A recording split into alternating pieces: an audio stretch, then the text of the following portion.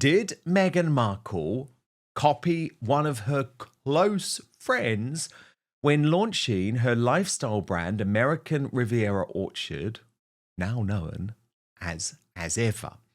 This is the fascinating suggestion, as the owner of the LA lifestyle brand that insiders say inspired Meghan's new line finally breaks his silence in an interview that's bound to get Montecito talking. Now, this is the Australian behind Flamingo Estate. If you haven't heard about Flamingo Estate, don't worry. It's because this is one of the most overpriced brands in the world, where crazy celebrities are prepared to spend hundreds and hundreds of dollars to eat a particular type of honey, which probably doesn't taste any different to the one you get in your shop. However, it has become a hugely successful business. And here's where Meghan Markle comes in. So last year, Meghan was in talks with Christensen and his boyfriend, Aaron Harvey, about buying in to Flamingo Estate, about taking a cut so she would never have had to do her own thing with American Riviera Orchard. However, Christensen walked away from the idea. It was reported by the entertainment news website Puck that there were multiple in-person meetings with the Flamingo Estate team in 2022. Meghan had expressed a desire to come on as an active partner in the business. Negotiations went as far as her being given access to all the relevant financial information, which, as one insider told the Daily Mail, gave Meghan an intimate knowledge of the business. Now, no deal ended up being done by Flamingo Estate and Meghan. The estate realised they didn't want to take the business in that direction, Puck reported. Now, that was a very wise decision. Christensen himself has never talked about what went on with Meghan. However, he's publishing a new book, and so he has now spoken about her to the Daily Mail. And this is one of these situations, and I always like to do this, where I can translate what Christensen is actually saying compared to what he really means. So he tells the Daily Mail, I am a big fan of hers. I'm excited to see where her plans go. I'm very excited. And when asked if Meghan is providing competition to his brand, he added, I think there's enough sunshine for all the flowers. And so I'm excited for everyone that works with nature and the garden. So yeah, I'm very excited. It should be great. But then the Mail went a little bit harder. And they asked about Meghan sending the jam, the strawberry jam, to her celebrity friends. Do you remember that? Because that is exactly the type of thing that Christian would have done. And when asked if he regarded Meghan as copying him, Christensen replied, no, I don't. I wouldn't be here today if I didn't draw inspiration from Martha Stewart and all the people who've done this before. So I welcome everyone to copy us. Translation, yes, she has copied me. And then when asked if he wanted to collaborate with Meghan, he said, maybe, I don't know. We've never talked about it as a collaboration. We've never talked about it, but I would love to do something together. Wow, this is so fascinating. Let me bring in royal YouTube sensation P-Dina on this. P-Dina, I find this so fascinating because, look, Meghan doesn't have an original idea in her body. We know that. With Love, Meghan has been completely stolen from Pamela Anderson's Cooking with Love series. But this is actually more fundamental because it looks like the entire concept of the type of brand she was trying to create with American Riviera Orchard, or shall I say the brand formerly known as American Riviera Orchard, now known as Ever, comes from the Flamingo Estate. And actually, P-Dina, she had all of this insight into Flamingo Estate because at one point she was in these talks to purchase it. I'm wondering why it didn't go forward. Like, what happened to make it not actually come to fruition? Did something happen? Was there some kind of like crossing the line, I think, with Meghan trying to have more than what they were willing to give? Like, something actually happened. right? We don't know what, but I find that part suspect. And I think he is trying to tiptoe around some things. And I think he knows that he's going to continue doing what he's doing and being very successful at it. And Megan is not going to be able to offer, I don't think, any competition to what he's already been doing. So there's something that I'm not quite sure that has happened. And the reason I think is because why didn't this come to fruition? I mean, I'm just curious. We don't know, right? No, and Something. we know her track record, don't we? And we know that her Yeah. track record is very difficult to work with. And Richard Christensen, as a businessman, would have quite sensibly asked around, looked at the experiences of others working with Meghan, looked at the experiences of Netflix working with Meghan, looked at the experiences of Spotify calling her an effing grifter, and thought, why do I need this? My brand is so successful. And in fact, I imagine he would have had a whole load of experts, P-Dina, telling him, don't even think about this. You're the man already. You don't want your brand dragged down. Because what was very clear to me is that he walked away from the deal. It was him who Yeah. decided not to. And look, we know Meghan is a big plagiarizer. So she clearly has taken a whole load of his ideas. And it's very easy, I guess, given he's so successful, to say, oh, imitation is the sincerest form of flattery. But deep down, he's going to think, no, this is a really terrible thing she's done. Yeah, I think so. And you just never know what she could have seen that, he's probably just sitting back waiting for her to try to implement something that he's already shown her. But yeah, the word got around and he thought, yeah, let me just kind of back off of this situation because it's not going to be good for me. I'm sure he had to work very hard to get to where he's at now. Who's going to let a grifter come in now and just kind of take over something that you had to work very hard for? So yeah, I think Megan's reputation precedes her. And yeah, she'll continue to try to steal others' ideas. I think what she's missing though is when people come up with these great ideas and they do things, it works for them because it's an internal thing. It flows with their personality. It's something that you can't explain. It's an it factor. Megan can't come in and imitate someone's it factor, right? That has to come from her. So she's once again deceiving herself. She's in her delusion and her big-headedness to think that she could just come in and steal others' ideas when the whole concept is these are things that originate with the person that you can't explain. You can't imitate that. You can't copy it and then find success.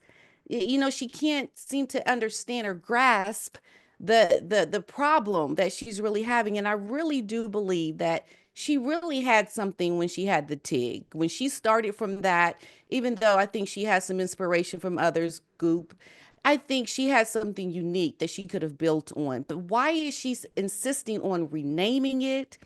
Trying to copy Pamela Anderson? Why is she not trying to just go back to something in its simplistic form and trying to just humble herself and grow that rather than trying to get on other people's success and trying to just dive into immediate success with someone else's idea and what they've started?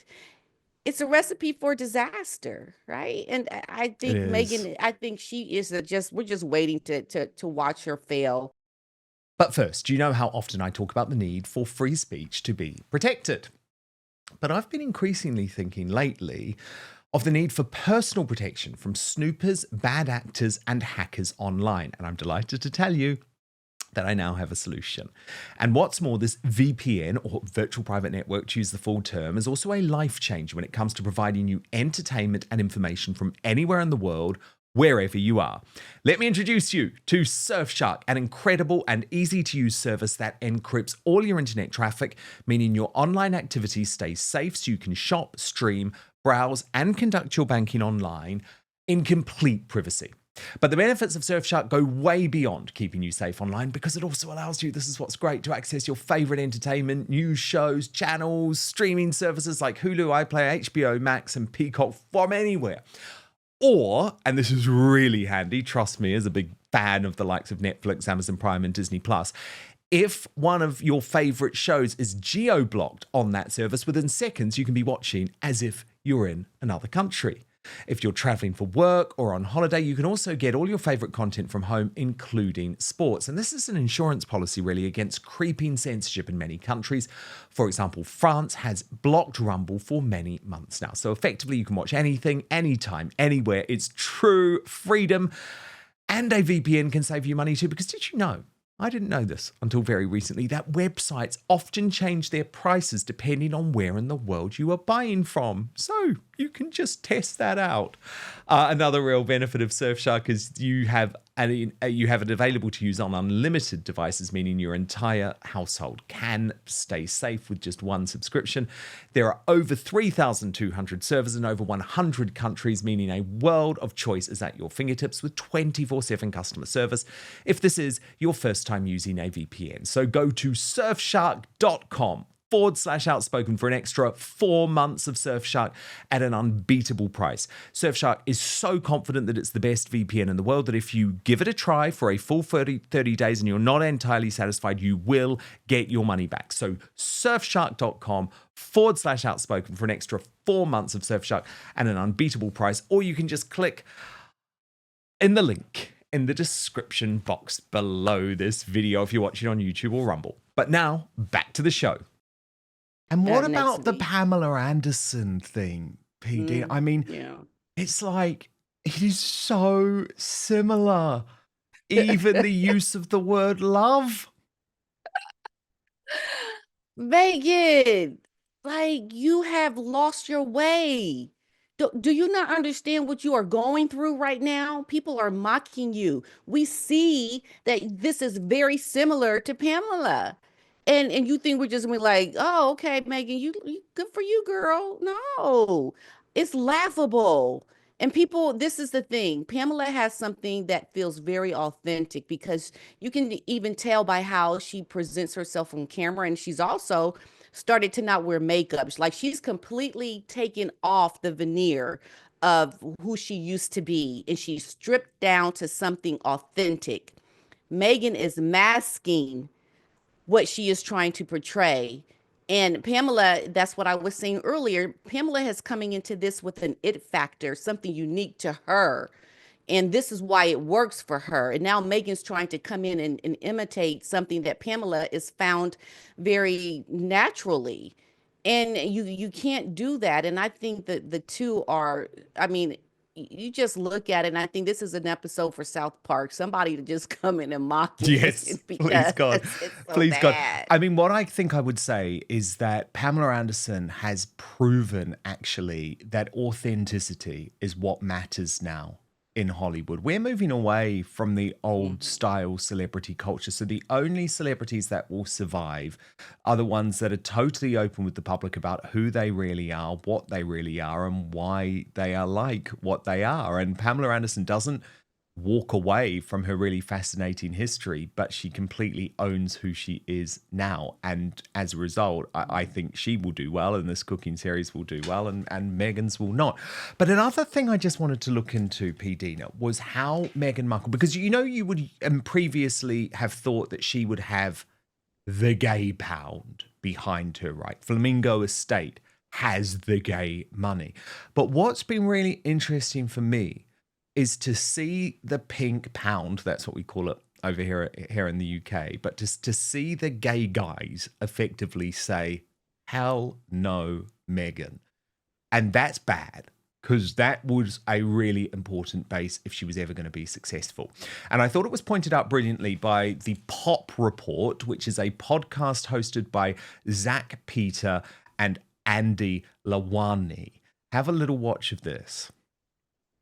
This article came out. You like Meghan Markle, don't you? No. About your girl, Meghan Markle. She renamed her orchard. I'm so sick of her. Like, Okay, is she trying to sorry. be like a white Oprah with the orchards in No, Montecito? she's trying to be the Black Gwyneth Paltrow. Oh, I jeez. can't. She said she was black, didn't she, as well? Yeah, I remember she called the royal family racist because people confuse her for Beyonce all the time. Her show's coming out soon. Go So on, less than a continue, year sorry. after she debuted this orchard, she has rebranded this to be a lifestyle brand. So See, when she Goop? was making products and other things, and also the delay of the, obviously title we talked about for Netflix, this came at an appropriate time. Just you saying like launching of an orchard, or what did you say?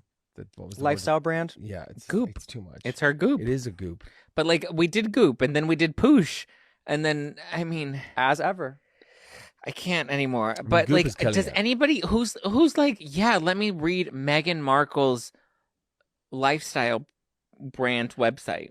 I know some mothers from the Southern Belt who would probably take a read, but I wouldn't necessarily myself. Who Does she have a website, like a lifestyle website? She used to have the TIG, remember? Yeah, and You she shut told me that this, down when yes. she had met Harry, Correct. and Who then she had never heard of before. and so not everyone's very happy with the name change. They're like, okay, like the name is horrible. Some are saying when What they're was looking the original name?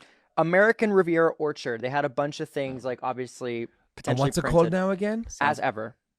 Let's just Now move on it's to the called next As thing. Ever. We need to stop talking about this. It's bad. Well, I mean, I get why she changed the name originally. It was very like white supremacist. Was that why she changed it? I don't know. I mean, kind of, yeah. Right? You're not wrong, yeah. But, like- but the new one is terrible. What was it called? The Confederate what? American Riviera Orchard.